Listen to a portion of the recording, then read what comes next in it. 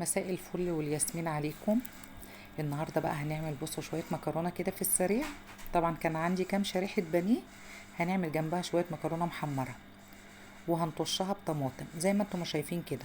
وده كان ليمون مخلل، وده كان غدا النهارده.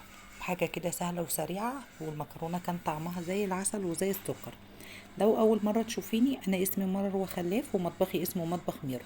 يلا نسمي الله ونصلي على الرسول وهقول لكم هنعمل ايه. هنا حطينا شويه زيت ومكعب زبدة. حابة تعملي بزبدة بس اعملي، حابة تعملي بزيت بس اعملي. انا بحب اعمل ميكس ما بين الاتنين. طبعا وايدينا في التحمير عشان خاطر المكرونة كلها تاخد لون واحد وتبقى موحدة، ما تكونش واحدة وواحدة.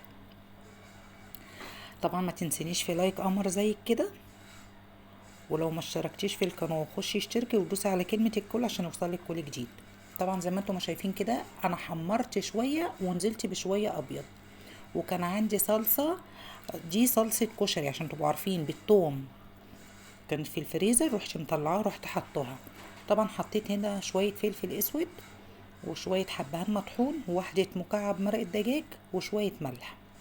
طبعا شوية وشوفنيها كانت اتشربت، وطينا عليها وزي ما انتم ما شايفين كده بسم الله ما شاء الله المكرونه مش معجنه.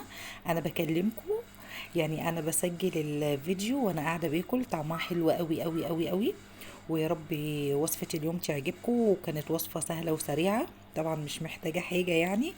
وده كان فيديو النهارده، والسلام عليكم ورحمه الله وبركاته.